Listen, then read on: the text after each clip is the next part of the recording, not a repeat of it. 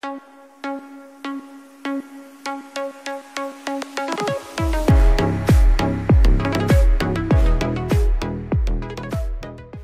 for being here. If you missed the first part of our pivot technique tutorial, find the link in the description or click the card above. For everyone else, let's dive into more advanced tips and tricks.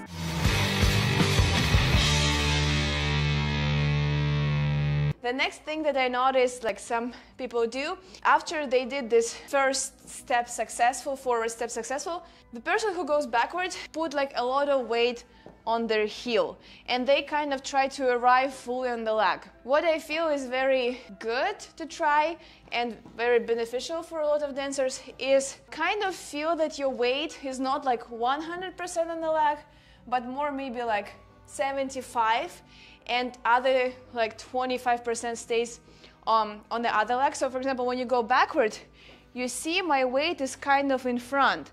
Yeah, I can put my heel down and all that stuff, but my weight is always kind of between two legs, but not like fully.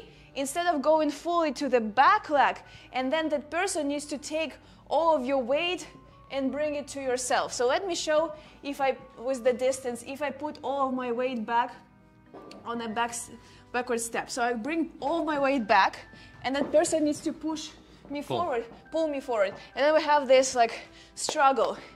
If at the same time, if I'm always gonna keep my weight kind of between two legs, it's gonna look more like a tango. So, and try to turn me. And I'm gonna be between legs, between legs, between legs. This is not the waltz. Yeah, so that's why I want you to suggest to feel still that you're going from one leg to another, but it's kind of, you're connected to your other leg for like around 25%, so you're not giving all of your weight. And even for the step forward, I'm not like falling to this leg, you see? I'm trying to have connection with my back leg a little bit, yeah? And then I go back, but I still try to be on top of my ball of the foot, okay? So hopefully it makes sense. Let me know down below in the comments if it works. Third tip that I want to give you is about your head position. I actually also saw a lot of different options how to do that, but what I personally do and prefer is when a person goes forward, doesn't matter who, guy or girl, you kind of move your body and your head naturally looks that it turns to the left. And then when you do the second part, you kind of neutralize it. So for boys, it's gonna be like fully neutral.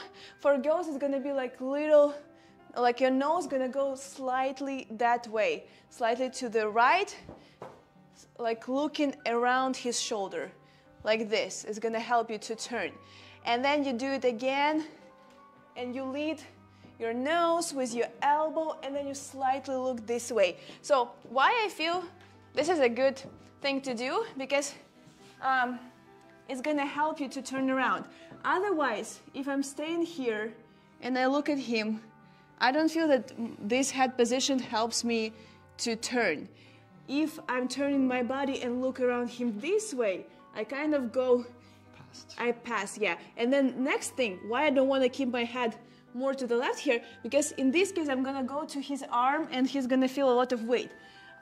But instead of that, I'm going slightly in and help to turn him around. Yeah, so if I exaggerate so in this part, I'm turning it, like it's actually, I'm not turning my head, I'm thinking about turning my body. And then here, I'm thinking about slightly look at him, like around him, yeah? And more like neutral, around, neutral, around, neutral, around, neutral. So right now I exaggerated, I'm not gonna do this too much. It's gonna be little motion. And for guys, the same. Here's more neutral. And they kind of even, what they can do, they can look on their lady's head, but not past this. This is gonna be already too much. Yeah, so this is a good level. Then they look kind of away, but because they're turning their bodies, they're not trying to turn their head. And they again look to the lady's head during the turn. So on the first one, it doesn't matter. But after you start to do pivots forward, guys, try to do body neutral, body neutral, body neutral, body neutral, body neutral, body neutral, okay? Let's go. and 1, 2, 3. 1 and 2, 3. 1 and 2, 3. Okay, let us show this in the full frame. 1, 2, 3. 1, 2, 3. 1 and 2, 3. 1 and 2, 3. 1 and 2, 3. About other tips. I heard from very good dancer, and he's also a very good coach. I heard very contradictory technique, which what basically it does, you're instead of turning your body and then kind of twisting it. Also about the previous technique, I feel it's kind of like a Rubik's Cube. You're turning your upper part, then you twist your lower part to make it neutral again. So it's like upper part and then you twist lower part. Upper part, lower part. So take a look again. It's like, yeah, let's try again. Together. Okay, so those who go forward, they turn their body. Those who go backward, they bring their legs to that body, if it makes sense. Okay, so if you're doing the guy step, first step is like a regular step. But then from here, turn body, and then you see my body was turned, and then I bring my legs to the turned body. So I kind of go twist and bring legs, turn, twist. Twist and bring legs, turn, twist. So other coach recommended to kind of keep it all blocked. And what he meant that take your frame, turn, create like a right angle where it's supposed to be, and then just keep it all the time. And instead of thinking about all this twist and twist, just go with the first like twist, and then that's it. Turn your feet, turn your feet, turn your feet, turn your feet. Just basically pivot on your feet and do nothing with your body. Yeah, so let's just try to do that. So we're just twisting on the first step and then we maintaining it. But don't twist at the beginning step, twist more towards the middle. And twist and then just pivot on your legs. Da, da, da, da, da, da, da. Da, da, da, da. You know what's easy about that? You don't need to think a lot. You kind of do that and that's it. But I found that it's very challenging for some of my students to apply just this concept, because I think for this way of technique, you kind of need already to feel how your weight distributes from one leg to another. You need to be able to easily go around each other. You need to already have this concept.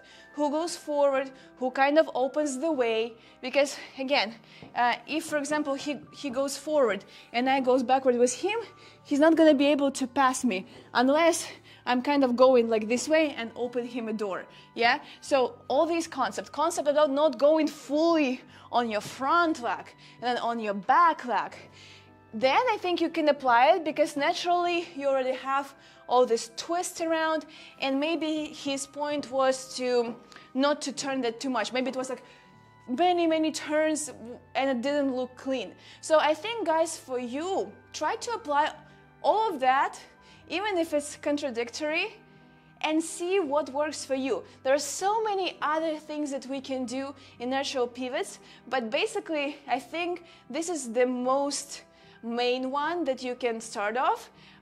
Yeah, do you want to add something? You're just there. Okay, guys, he doesn't want to talk. I'm not going to force him to talk. Yeah, guys, I think that was pretty good.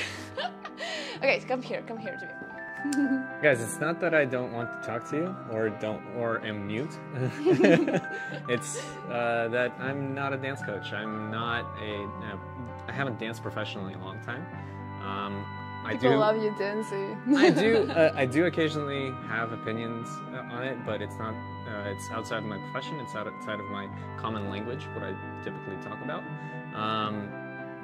So doing it, I don't see value from me talking on it. But Lena is a professional coach. She is a professional dancer, and she knows what she's talking about better than most people. So People just gonna enjoy look at you, and that's it. That's already good enough, right? Guys, let us know if you like this video. Give us a thumbs up, subscribe to my channel, write down below in the comment section what do you want me to review and any questions that you have. I'll be glad to answer. See you in my next videos. Bye bye.